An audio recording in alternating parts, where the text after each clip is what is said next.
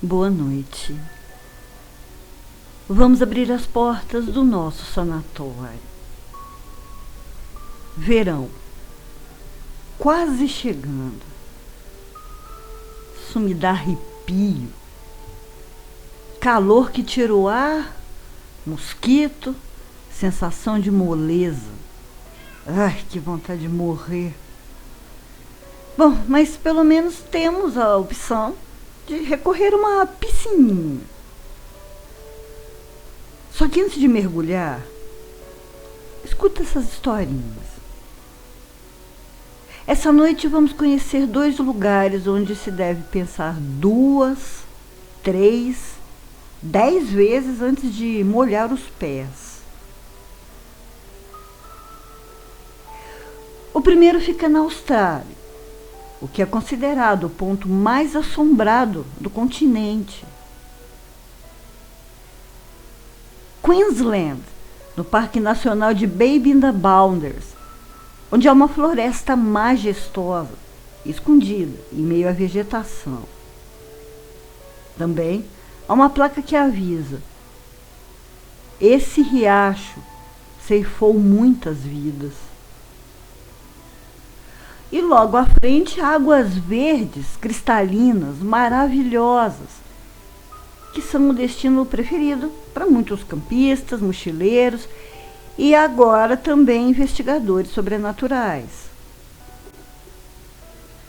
Essa piscina natural ganhou o nome de Poço do Diabo, ou Piscina do Diabo, porque dizem que, em um certo ponto, há algo que lembra uma máquina de lavar gigante, que já matou pelo menos 17 pessoas, e isso só desde que começaram a contar. Fora as pessoas desaparecidas e corpos nunca encontrados. Além do perigo da água, as rochas são muito escorregadias e qualquer passo em falso pode ser o último. Outro perigo é que, do nada, o nível da água sobe muito rápido e às vezes isso só é percebido tarde demais. Os relatos mais comuns são de sons estranhos, vindos do rio. Muitas pessoas disseram ouvir vozes misturadas ao som das águas, que em um momento estão calmas e já no seguinte estão turbulentas, parecem até raivosas. E justamente aí que as vozes podem ser percebidas. Segundo um dos campistas, é como se muitas pessoas estivessem falando ao mesmo tempo, dentro do rio. E às vezes são gritos. Ele jurou ter certeza de que vem mesmo de dentro d'água. Outro relato é sobre uma aparição de uma mulher que surge na margem, caminha até o rio e desaparece. Para os moradores locais, tudo isso tem uma explicação. Está numa antiga história aborígene. Ulana, uma jovem da tribo Idjini, casou-se com um ancião. Aqueles casamentos arranjados que nunca dão certo. Fazia parte da tradição aborígene que moças lá com seus 14, 15 anos fossem entregues em casamento a homens muito mais velhos, principalmente se tivessem alguma posição importante na tribo. Só que pouco tempo depois, Ulana se apaixonou por um guerreiro de outra tribo e ele correspondeu. Para os aborígenes era muito comum que os anciãos emprestassem suas esposas mais jovens para que engravidassem dos guerreiros, já que eles não podiam fazer isso. Mas nunca com alguém de outra tribo. Então o amor dos dois seria impossível, podendo acabar em castigo severo e em morte. Sabendo disso, os dois resolveram fugir. Mas ao chegarem ao rio, foram emboscados e capturados. Durante a noite, Ulana conseguiu fugir, deixando através de uma amiga um recado para o seu guerreiro, avisando que o esperaria do outro lado do rio. E se jogou nas águas calmas. Mas dizem que algo deu muito errado e que provavelmente foi por causa de um feitiço lançado pelo ancião. Assim que Ulana bateu na água, a terra começou a tremer. Bolhas surgiram e pedregulhos foram lançados no rio. As águas começaram a girar, sugando a moça para o fundo. Essas bolhas ainda existem nas águas, não há flutuabilidade. E o efeito aí, que chamam de máquina de lavar, também é o que torna a volta à superfície impossível. Das pelo menos 17 pessoas que morreram no rio, 16 foram homens. E isso seria porque Ulana ainda espera pelo seu guerreiro. E quando alguém se parece ou lembra ele, a moça o puxa para a água. A maioria absoluta de vítimas são de jovens aventureiros e fortes, perfil muito parecido ao do guerreiro. Ou seja, essa lenda faz todo sentido. Os vultos desses homens são vistos constantemente vagando pela floresta e principalmente circulando a piscina do diabo. Os sons existem. São muitas pessoas que ouviram e a maioria arrasadora garante que não é uma ilusão. Os sons de fato saem da água e são os gritos de Ulana e também dos jovens que ela carregou. Essas águas assombradas estão no Parque Nacional Yellowstone, no Wyoming, Estados Unidos. O parque é inteiro assombrado, é um local de atividade paranormal e sobrenatural constante. E das profundezas das cataratas Lower também vêm sons atemporais. Só que dessa vez são de tambores acompanhando uma música triste. Em 1870, um grupo de 5 exploradores de minério estavam no cânion do Yellowstone à procura de ouro ou algum outro minério ou pedra de valor. Sabiam que era domínio indígena, mas ainda assim, por ouro, resolveram se arriscar. Não obedecendo ao instinto que mandava que fossem embora, que seria perigoso, que aquilo era uma invasão, se aprofundaram cada vez mais no território. Ainda era de manhã, dia 2 de abril, e a expedição parou próximo a uma montanha, começando a cavar, porque parecia ser um lugar com alguma coisa interessante. Enquanto eles cavavam, um deles dava uma volta pelos arredores para fazer a segurança e também vigiar. Voltou um tempinho depois, dizendo que havia um pequeno grupo de nativos acampados e não estavam muito longe dali. Mas bastante confiantes, em seu armamento, os homens não se importaram e continuaram a trabalhar.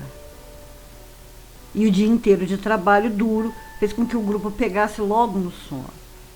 E foi aí que os nativos, acampados, conseguiram se aproximar dos homens adormecidos e roubaram seus cavalos. Quando o sol nasceu, só aí o roubo foi descoberto. Mas os índios já tinham uma vantagem de 3 a 4 horas de distância. Ainda assim, mesmo estando a pé, cansados, os homens conseguiram chegar às margens do rio Lowers a tempo de avistar os nativos a bordo do que parecia ser uma balsa feita às pressas. Os guerreiros estavam no centro, sentados, empunhando seus arcos, enquanto as mulheres remavam, mais rápido que podiam, com cascas de árvores. Os cavalos nadavam ao lado. Mas a correnteza forte arrastava a jangada rio abaixo. Felizmente, os cavalos conseguiram encontrar terra firme e todos eles se salvaram. Da margem, os homens já sabiam que não ia ter jeito. Os nativos não iam conseguir escapar da morte na queda d'água, então apenas observavam. Mas o líder dos exploradores um homem de coração ruim, de alma escura, fez questão de pegar seu rifle e atirar contra os nativos já condenados, acertando um dos guerreiros. Aquilo era tão absurdo que até mesmo um dos exploradores pediu para que o chefe parasse. Mas o homem continuava a atirar, parecia louco. Enquanto os nativos sangravam, a jangada ficou presa em um redemoinho e afundou alguns centímetros. E isso criou uma visão, como se os índios estivessem sentados sobre as águas, como se já fossem espíritos. Aquilo gelou a alma dos exploradores, que precisaram segurar o líder, que não parava de atirar. Quase morto, o líder indígena conseguiu disparar uma flecha contra o atirador. Acertou em cheio, mas logo em seguida caiu da jangada e desapareceu nas águas. Quando finalmente a jangada se soltou, as mulheres já não remavam mais. Todos estavam sentados pacificamente, enquanto os guerreiros cantavam uma canção de morte. Com o som de um trovão em um céu azul, a jangada caiu na cachoeira. Os homens brancos assistiram a tudo apavorados, extasiados, e tiraram seus chapéus em homenagem aos guerreiros. Mais tarde, eles deixaram registros, dizendo que aquela foi a cena mais linda e mais triste que já viram na vida. E ainda para fechar com chave de ouro, 2 majestosas águias carecas surgiram e voaram por muito tempo em círculos, gritando em cima da queda d'água. Hoje, as cataratas do rio Laura são um ponto turístico, assim como todo o parque. E os visitantes relatam que veem vultos na água, principalmente ao entardecer. Alguns dizem sentir uma tristeza inexplicável. Cada um conta uma sensação diferente. Mas o que todos dizem é que a uma certa hora do dia é possível ouvir algo parecido a um canto e também o som de tambores que parecem vir da cachoeira, exatamente na hora em que 2 águias carecas sobrevoam o rio. Outro fenômeno interessante é que de tempos em tempos as águas do rio Laura tomam a tonalidade vermelha. Muitos dizem que é o sangue derramado daquele guerreiro nativo. Ah, seu corpo nunca foi encontrado. Se você estava passando aí na frente do sanatório, resolveu dar uma espiadinha, dá uma chance pra gente, se interna, se inscreva. 3 vezes por semana tem histórias de fantasmas, criaturas, crimes, mistérios, suspense, histórias reais, tem lendas, seja tudo relacionado ao terror. Aproveita, deixa também o joinha para ajudar o sanatório a crescer e com isso também ajudar os bichinhos resgatados que vivem com a gente. Muito obrigada por assistir e logo eu volto trazendo mais histórias de águas assombradas. Doutora Plague fechando as portas do sanatório. Boa noite.